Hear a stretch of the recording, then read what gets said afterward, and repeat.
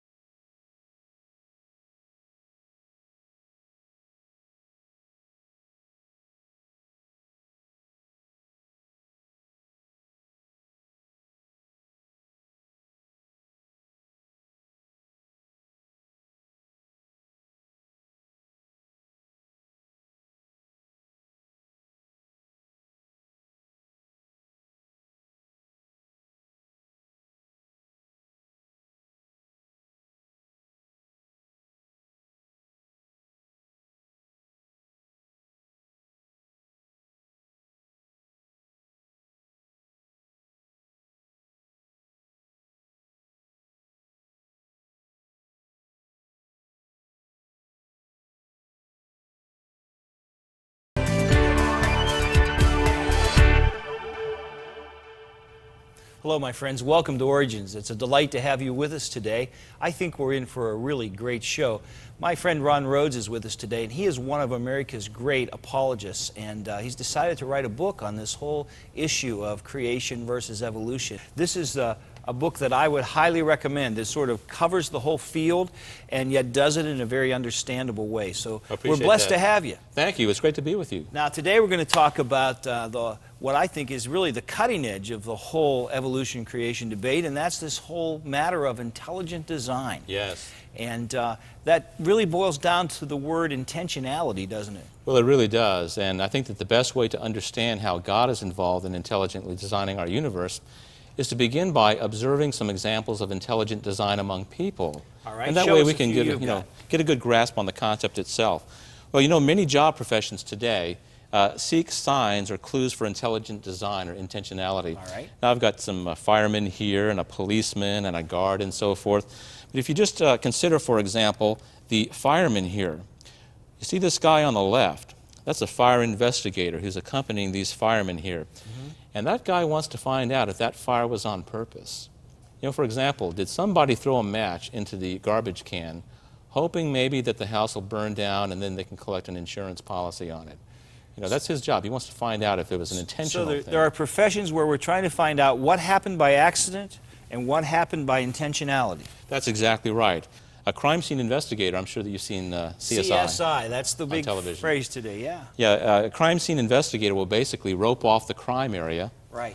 And his goal is to keep people away so that they don't upset the evidence. And so the crime scene investigator goes in there and he starts to get out his magnifying glass and he looks all around. And as an example, he might find himself a hair lying on the ground. Now, is that a great hair or what? That's a great hair. From that one hair, he can actually do a DNA analysis, and that's kind of like a genetic footprint. He can determine who was there and at what time, and thereby, you know, go in large measure towards solving that crime. So if you're going to commit a crime, don't have blue hair. Well, yes. That's the first lesson. Did you today. write your own material? That's right. That's good. Okay. Well, that's one good application you could draw from this. But you can see that he's using a scientific methodology. That's right. Towards trying to find out if there was an intelligent design towards this crime scene that he's involved with. Now, yet another example is an insurance investigator. Now, where I'm from in Texas, there's currently in the newspapers a woman who's been reported to have died by drowning. And the reason why the insurance investigators are concerned is that she's got a very large insurance policy. I think it's like $500,000. And it looks a little bit suspicious. They've got some evidence against her husband. And the case has not been solved yet. But This is what an insurance investigator does. So by looking at the evidence, we'll decide whether it's an accident or whether someone acted with intention. That's right. And by finding out if it's intentional, that obviously has implications as to whether or not insurance will actually be offered. Now, are you into archaeology? A little bit. It's I love archaeology. fascinating. In fact, yes. I often use archaeology to prove the reliability of the Bible. That's right. But I'd like to show you something up on the board, if I could, related to our discussion. And that is that an archaeologist will do digs and uncover some ancient ruins, and some discoveries actually show the evidence of intelligent design in our world. Now, Donn, let me ask you a question. If you walk into a cave and you see something like this scribbled on the side of the wall, what do you think you're going to conclude about intentionality? Not very much. Not very much. I mean, it's just a scratch on the wall, That's right. Anything could have done that. But by contrast, let's say that you walk into a cave and you see the following. My first conclusion is that that didn't happen by chance. Someone had to write that. Someone had to write that. And do you recognize that? It's a Greek word. Yeah. It's a Greek word for God. It's theos for It's God. pronounced theos, that's right. Yeah. Obviously, there's intelligent design very clearly there. And as well, you can see, like, if there's an inscription on the wall with Egyptian hieroglyphics, then that's going to be something that indicates intelligent design. That's right. Now, if you see something chiseled on the wall, like a person, this person here has been chiseled by an intelligent artist. Obviously, that didn't happen by chance. It didn't happen by chance. It wasn't caused by wind erosion. It wasn't caused by rain erosion. Right. Likewise, if you see columns up on the wall here, that's not caused by an earthquake that shook some stones loose and shoved them up out of the ground. No. Somebody put those stones that way, and somebody put another stone on top of the columns. So you can see that intelligence is very clear here, right? Now, what about SETI science? Tell people what that is. Well, I was going to ask you, are you familiar with SETI? We tell them what it means. I know what it means. SETI but tell our means viewers. Search for Extraterrestrial Intelligence. And there are actually scientists who use radio telescopes to look for signs of intelligence in outer space today. And what they want to listen for is for radio waves that indicate something about intelligence. Now, I know I don't draw very good radio waves, but nevertheless, what they're listening for is for signs of intelligence. For example, if they heard a pattern of prime numbers, that would indicate intelligence. Right. Now, do you know what a prime number is?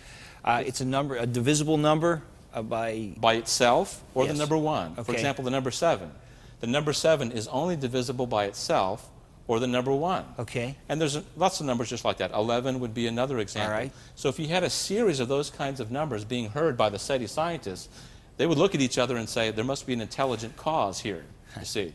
So far, no luck. Yeah. They've spent virtually tens of millions of dollars, and they haven't heard anything in terms of intelligence out there.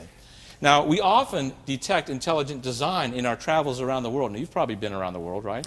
I have somewhat. I've spent a good bit of time in India, and Okay. I'm looking at your examples there, and I see a couple from Egypt and one from Great Britain, I assume. Well, yes, you see Stonehenge, Right. which is in England. Right. And obviously that doesn't look like it just popped up out of the ground. No. You know, it's a semicircle, and you've got another stone slab on top of it. And most scientists and people who have investigated this think it was probably used for sun worship. Right. You see, so it's an intelligently designed Someone thing. built it, designed it, and then built it. That's right. Now, I'm sure that you recognize We got this the Sphinx pharaoh there. here. Yeah. It's a sphinx, and you can see that there's detail on the eye and the nose and the mouth. There's a big beard here. Incredible feat. You know, that's not rain erosion. No. That's not wind erosion. And how about this pyramid? It doesn't look like it here, but this is actually about 50 stories tall. Wow. That's a huge pyramid. Amazing. And scientists have investigated this, and they have found that the sides of the pyramid are almost equal to each other, which is an amazing feat for an ancient culture. And there's also passageways inside, including the pharaoh's chamber, and that's where he was buried. They would put him there, and then they'd also write inscriptions on the wall, and basically they'd be giving him instructions on how he should behave in the afterlife. You know, as if that really does any good, but Yeah. that's what they believed. Now, I think you can see that where we're going with all of this. I do. We're starting to see intelligent design everywhere. If you're driving down somewhere in South Dakota and you come across 4 presidents' faces chiseled into the side of a granite mountain, chances are you're not going to think that that's wind erosion or rain erosion. In fact, I'm sure you can recognize George Washington and You've got Abraham Lincoln, and you've got Theodore Roosevelt with his mustache there. You've got Thomas Jefferson here. It's not hard to tell the difference, is there? Well, no, not. But if you look into like the Grand Canyon, Right. there's a difference, right? Right. I mean, that looks like it was naturally caused, but this involved intelligent design. What about a skywriter? Have you ever been walking down the street one day and you look up in the sky and you see the words, "Free concert in the park tonight"? You think that's a random cloud formation? Probably not. It's probably a skywriter, and this skywriter's job is to write words in the sky. Right. Now let's get to the gist of it. All right. Let's talk about detecting intelligent design. Now, I've used a mousetrap as an illustration, and you can see that this mousetrap has a number of components. It's got a wooden platform, it's got a spring, it's got a hammer, and there's even a little piece of cheese on there that you see. And all of these components work together to accomplish a purpose. And I want you to remember a particular phrase: irreducible complexity. Sounds like a big word, doesn't it? But all it means is that it's complex in the sense that it has many interacting parts. It's irreducible in the sense that all the parts are necessary for it to work. So if you pulled out the spring, what would happen? You take any part away and it doesn't work. That's right.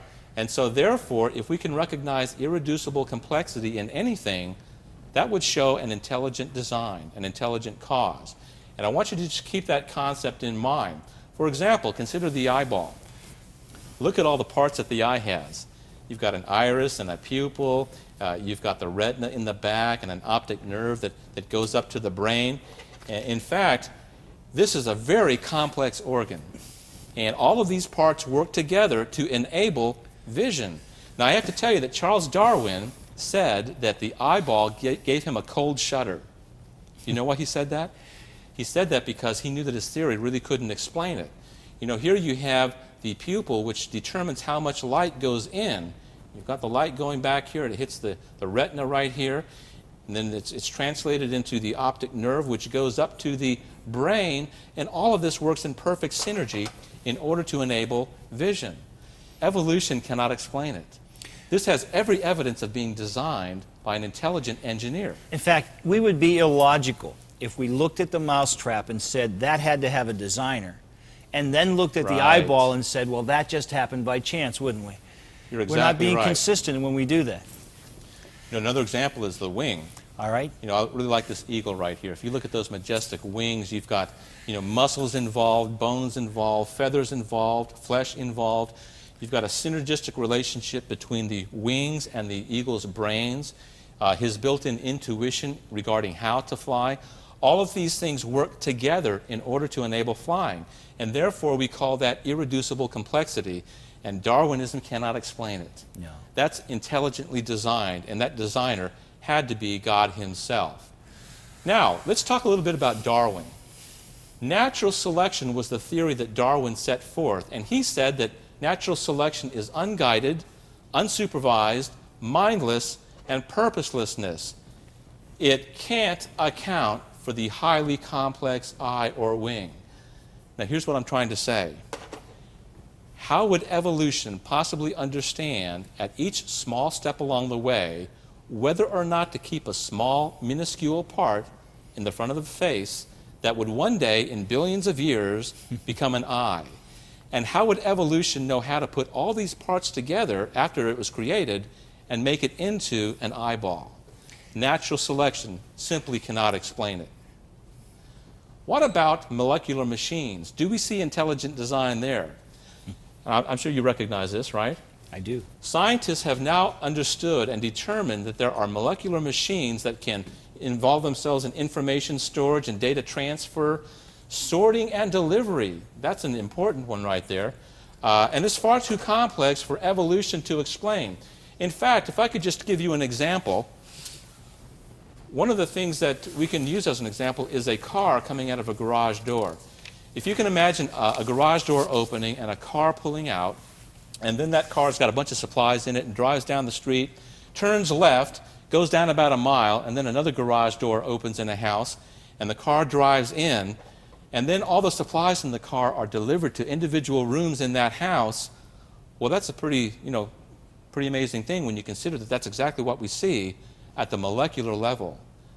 You see, what we are seeing is little molecular machines with data transfer being taken from one side of the cell to the other.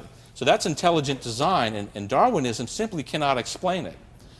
Now, what about the information in DNA? Let's talk about DNA. DNA refers to the cells that have the blueprints for life. If you can just remember blueprints for life, I think that will help you to understand what we're talking about. In each cell of DNA, what we have is enough data to fill 4 different copies of the Encyclopedia Britannica. And you got to keep in mind that there's 30 volumes in the Encyclopedia Britannica. Each cell contains each single that much cell. Information. Now the question is, where did that information come from? Yeah. You know, Ron, it's not just in the molecular world of DNA that we see intelligent design, but when you look at the big picture of the universe, we see some design there too, don't we? Oh, I couldn't agree with you more. In fact, if you look at these pictures up here, the size of our moon is perfect. And the reason that I say it's perfect is that because if the moon was any larger, we'd actually have tidal waves. Instead, we have tides. That's right. We have tides, and that's what we want. We want to have tides. The distance from the sun is exactly equal to what it should be. If we were any closer to the sun, what would happen? Well, obviously, we'd fry. We'd fry. And if we were further from the sun, it would be too cold to sustain life. Furthermore, there is just enough oxygen. It's almost like some kind of a chemist, mixed it out in perfection for the existence of life on planet Earth. And so the bottom line is that Earth is tailor-made for life. And that applies to everything I've just said, too. At the molecular level with those little molecular machines, it's tailor-made. When you look at the bird's wing, it's tailor-made for flying. When you look at the human eyeball, it's tailor-made for seeing. When you look at our universe, it is tailor-made for the existence of life. Now, it's one thing for us as Christians to be talking about this, right? But it's another thing to find out what astronomers are saying about all of this. And let me just point out a couple of things to you. Astronomer Robert Jastrow made the following comment. If the universe had not been made with the most exacting precision, we could never have come into existence. It is my view that these circumstances indicate the universe was created for man to live in. Now, this is an astronomer with a PhD. Right. Okay? We can look at what another astronomer says, Frederick Hoyle, who says that it appears that a super intellect has monkeyed with physics as well as with chemistry and biology. In other words, the more he studies, the more he sees evidence for an intelligent designer. Little play on words there, but clearly he's making the point that God has made this as a place where we could live. Yes, it's just ideal for human life. And then, of course, there's astronomer George Greenstein who says, he asks if it's possible that we have stumbled upon scientific proof for the existence of a supreme being. Now, Donn, I want to tell you that there's many astronomers and scientists today who are actually coming to faith in Christ, not as a result of reading the Bible, but as a result of looking at the evidence in creation and finding out that there is actual evidence, scientific evidence, for the existence of an intelligent designer in our world. Friends, we have to take a break, and we'll be back in a minute, but I want you to hear Ron share with us from God's Word that this idea of intelligent design has been around since David, and we just have a lot more evidence to show it's true now. So hang with us through the break, and we'll be right back. God bless you. Creation versus evolution. You weigh the evidence. Honeybee technology. What's the buzz about? Honeybees fly with incredible agility that's the envy of all stunt pilots. Their navigation software is packed into a brain the size of a sesame seed. Bees have airspeed gauges, gyroscopes, a sophisticated compass, UV sensors to track the horizon, and 2 compound eyes, each with 7,000 sub-eyes. Scientists have yet to design or build anything remotely comparable. Can the honeybee be a product of random chance processes?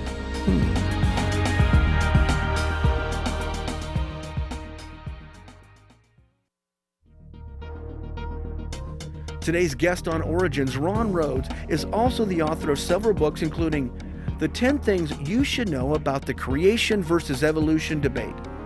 You'll definitely want this book for your personal library. Book orders are being taken at 214-618-0912. Ron Rhodes is also the president of Reasoning from the Scriptures and has authored other books and articles. For more information, write to Reasoning from the Scriptures Ministries, P.O. Box 2526, Frisco, Texas 877-885-0034 or visit their website at www.ronrhodes.org.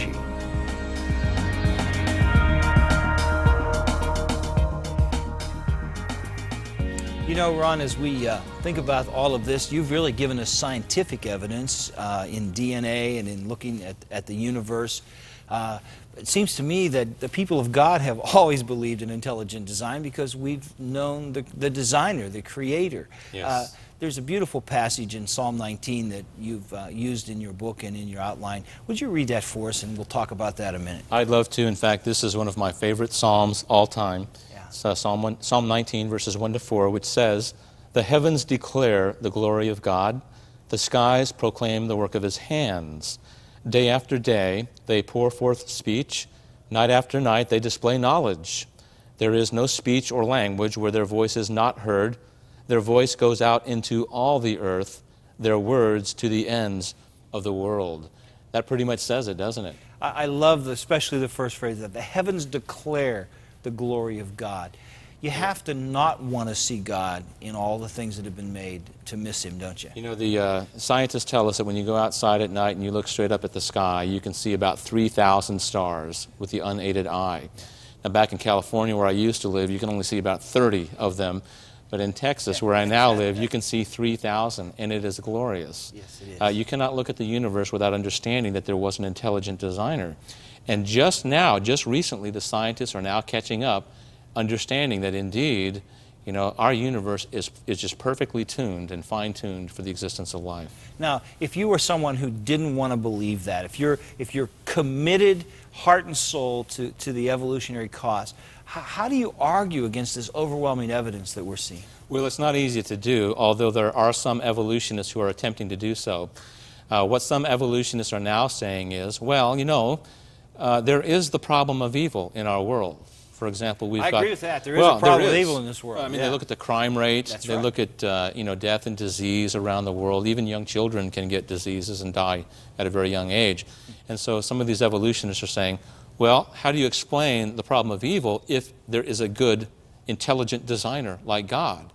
If there was a good, intelligent designer, wouldn't there be no such thing as the problem of evil? And so this is one of the things that they're now throwing at us. But you know what? There's a good answer to that. There sure is. Well, for one thing, why should we blame God on what we're responsible for? Right. God is not the one who caused evil in our universe. We human beings did that. You know what evil really is? Evil is the absence of something good. For example, rot cannot exist unless there's a good tree. Tooth decay cannot exist unless there's, first of all, a good tooth. You can't have a moth hole in a garment until you've got a good garment. Well, in the same way, the original created earth was a good earth. Remember in Genesis 1:31, God said everything that he created was good. And so something happened between then and now to make the world not good. Christians have given away the store when we just accept evolution without looking at the truth of creation, haven't they? Well, I think that's true. And I think it's time for Christians to stop cowering in fear when evolutionists come forward and say that the evidence is on our side. The reality is that for the first time, the evidence is on the side of the Christian. It's not that it's never been there before. It's just that we haven't had the technology to understand and to investigate it. And so the first group of people that we have to convince of the truth of creation is our Christian brothers and sisters. Because until they're willing to take a stand, the world's never going to hear us. Well, that's right. And, you know, one of my goals in writing the book that I've written is to help Christians understand some of these critical issues so that they can go forth with the evidence. That's right. You know, you've got the fossil evidence, you've got the DNA evidence, you've got the intelligent design evidence. All across the board, we've got scientific evidence that indicates that creationism is true. And let me mention one thing to you. Don't ever let an evolutionist get away with telling you that creationism is just a faith system, whereas evolution is scientific fact. Let's be clear that evolution is a faith system. It certainly is. Nobody was there to watch alleged non-life emerge into life. Nobody was there to watch simple life forms evolve into complex life forms like they claim. It is a faith system. So the critical issue is, which system has the evidence on its side? And I think it's creationism. And I think you're right. And we want to thank you for being with us. You've been a great guest, and you've given us a lot to think about. Thank you. I just want to say to our audience today that it's been great having you with us. You've been watching Origins, and if you have questions and things that you would like us to talk about, or questions you would like to have answers, you can write to us at Origins, Cornerstone Television, Wall, PA. 15148, or you can email us there at the address on the screen, and we're glad to interact with you and to deal with the questions that you have. I just want you to remember most of all that, you know, it's God's view that He created us, and that ought to be your worldview too. I look forward to you being with us next time as we look further into the truth of creation as it's validated by the evidence of science. God bless you.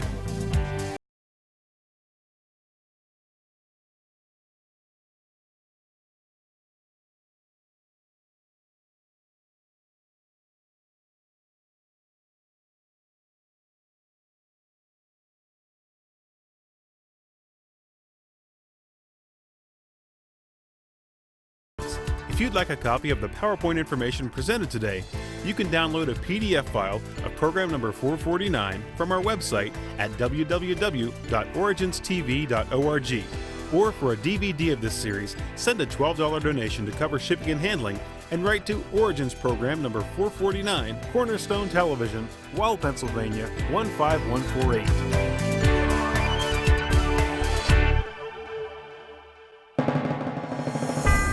Origins is made possible by the faithful prayers and the financial support of you, our Cornerstone Television family.